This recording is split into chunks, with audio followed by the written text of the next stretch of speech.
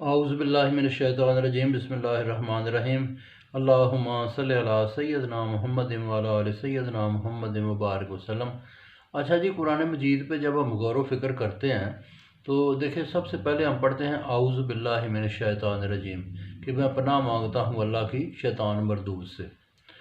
اس کے بیچ میں غور کرنے والی بات یہ ہے کہ سب سے پہلے جو ہے نا وہ دیکھیں لفظ ہے اللہ۔ اللہ جو لفظ ہے اس کے اوپر غور کرے تو آگے معلومات کا سمندر ہے اس کے بیچ میں بھی، صرف جو ہے نا اللہ کے نام میں ہی۔ ٹھیک ہے جی، سب سے پہلے دیکھیں کہ جو ہے نا یہ ہم کہتے ہیں الف۔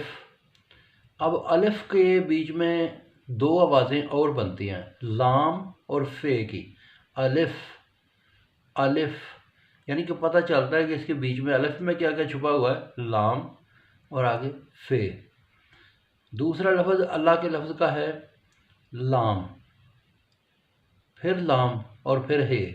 جب کہتے ہیں نا اللہ تو دیکھیں خود بخود جو ہے نا زبان اوپر اٹھتی ہے اور خود بخود جو ہے نا وہ آگے ایک جو ہے نا وہ ایک جو ہے نا اعلیٰ مرتبے کی طرف جو ہے نا وہ چیز اشارہ کرتی ہے، اللہ۔ ٹھیک ہے جی، تو لفظ اس پہلے تو ایک ایک حرف پہ غور کرے بندہ کہ الف، اس کے بیچ میں آوازیں آتی ہے لام اور فے کی۔ آگے ہم کہتے ہیں لام لام، تو لام جو ہے نا اس کے بیچ میں دیکھیں میم چھپی ہوئی ہے، آواز بنتی ہے خود بخود میم کی، یعنی کہ لام آگے میم کی آواز آتی ہے۔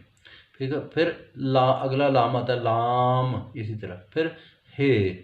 ٹھیک ہے جی، اب اس کے بیچ میں سے دیکھیں نبی پاک صلی اللہ علیہ وآلہ وسلم کے کتنے الفاظ نکلا ہے، لام کے بیچ میں میم لام کے بیچ میں سے نکلی، اور آگے ہے جو ہے وہ ویسے مشترکہ ہو گئی۔ ٹھیک ہے جی، اور یہ جو چیزیں ہیں نا کہ جب کہتے ہیں دال دال، پھر آگے وہ چیز جو ہے نا وہ الف اور لام کی طرف پھر یہ اشارہ کرتی ہے اللہ کی طرف کو، کہ میم ہے میم دال میم۔ البتہ میم کے بیچ میں سے میم کی ہی آواز نکلتی ہے، دیکھیں میم نبی پاک صلی اللہ علیہ وآلہ وسلم کی جو ہے نا نام مبارک کا جو ہے نا وہ پہلا حرف میم، میم میں سے دو آوازیں نکل یہ کہ یہ کی اور ایک آگے پھر میم کی۔ تو ہم پڑھتے ہیں اعوذ باللہ من الشیطان الرجیم۔ بات یہ ہے کہ میں پناہ مانگتا ہوں اللہ کی شیطان مردود سے۔ اب سب سے پہلی بات ہے کہ پناہ کیا چیز ہے۔ پناہ دیکھیں کہ جب دنیا میں ہم کس طرح پناہ حاصل کرتے ہیں، کسی بلڈنگ میں، کسی ادارے میں، کسی خاص جگہ پہ کہ یہ میں پناہ میں آ گیا ہوں، یا گھر میں۔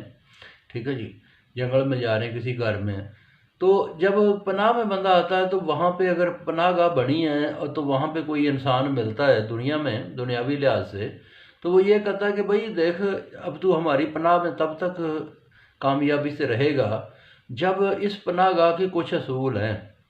پہلی بات یہ ہے کہ آپ نے اس سے باہر نہیں جانا، یہاں پہ آپ نے اس طریقے کے مطابق رہنا ہے۔ یہ ہم نے پناہ گاہ جو بنائی ہے، یہاں پہ جو ہم کھلائیں گے وہی کھانا پڑے گا، جو ہم پلائیں گے وہی پینا پڑے گا۔ جس چیز سے ہم منع کریں کہ آپ نے دیوار سے پہ اوپر نہیں بیٹھنا، آپ نے باہر نہیں جانا، آپ نے جو ہے نا وہ چھت کے اوپر نہیں جانا، ٹھیک ہے جی، تو پھر ہم آپ کو گارنٹی دیتے ہیں کہ آپ ہماری پناہ گاہ میں محفوظ رہیں گے۔ تو یہ اسلام کے بھی اسی طرح سے کچھ اصول ہیں۔ البتہ یہ ایک بلڈنگ نہیں، پوری کل کائنات کے بیچ میں جہاں بھی آپ پناہ مانگیں اللہ پناہ دیتا ہے، لیکن پھر اس کے کچھ اصول ہیں۔ ٹھیک ہے جی، کہ جو اللہ تبارک و تعالیٰ نے بتایا اس کے اوپر عمل کرنا پڑے گا، رزق حلال پہ چلنا پڑے گا، کہ بندہ ہر طرح کی برائی سے بچے گا، پھر ہی وہ پناہ میں رہے گا۔ تو گویا کہ ہم لوگ کیا کرتے ہیں کہ ہم لوگ پناہ مانگتے ہیں، پناہ میں آ جاتے ہیں، پھر پناہ سے خود بخود نکل جاتے ہیں۔